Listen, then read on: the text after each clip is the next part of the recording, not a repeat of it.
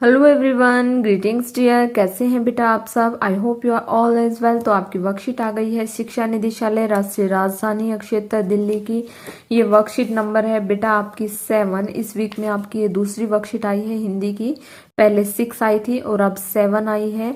और ये आपकी कक्षा 8 की बेटा हिंदी की वर्कशीट है और पाठ है हमारा बस की यात्रा।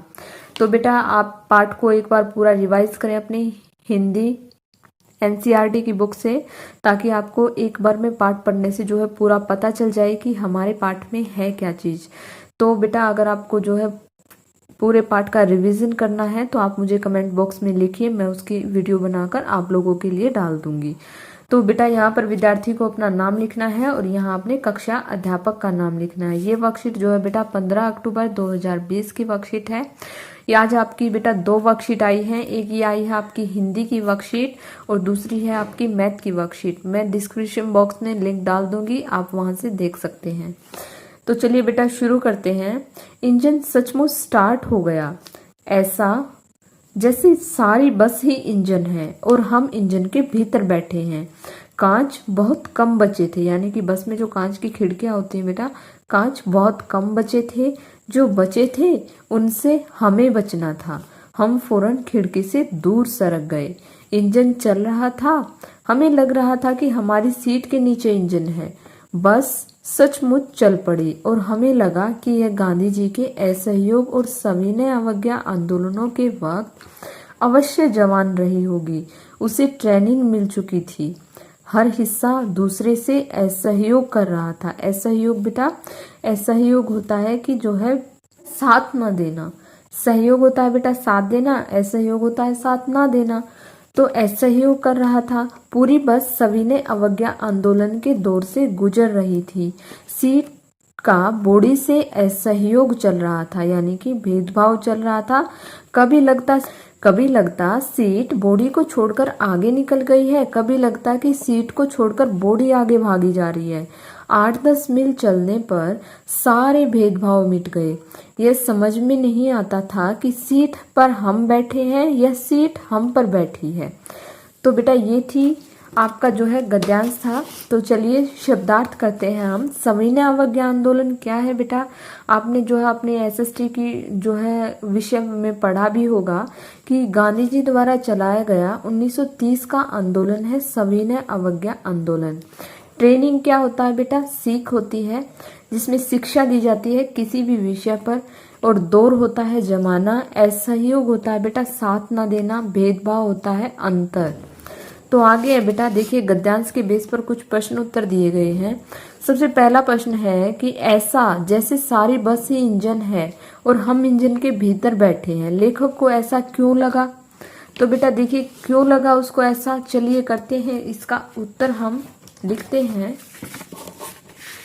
देखिए लेखक को ऐसा इसलिए लगा क्योंकि जब वह बस में बैठा और बस चालक ने बस को स्टार्ट किया तो बस झंझनाने लगी। झंझनाने मतलब बेटा कांपने लगी, क्योंकि उसका इंजन बहुत तेजी से आवाज कर रहा था और बड़बड़ बड़बड़ ऐसे बोल रहा था।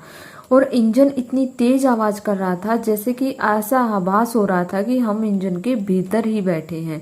तो बस की हालत जो है बेटा बहुत खराब थी। जब उसका इंजन स्टार्ट हुआ तो वो बहुत आवाज करने लगा, बस धड़ धड़ धड़ धड़ कांपने लगी।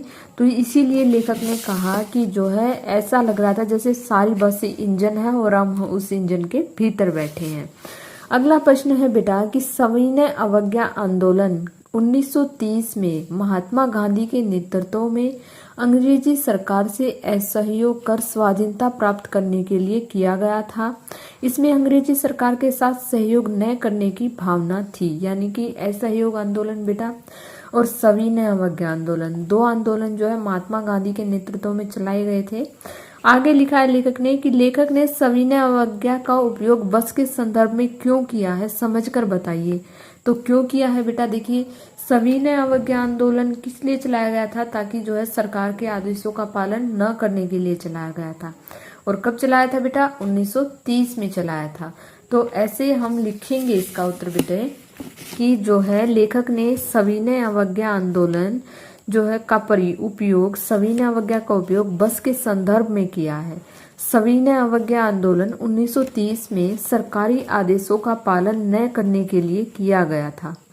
लेखक इस प्रतीकात्मक भाषा के माध्यम से यह बताना चाह रहा है कि बस विनय पूर्वक अपने मालिक व यात्रियों से उसे स्वतंत्र करने का अनुरोध कर रही है।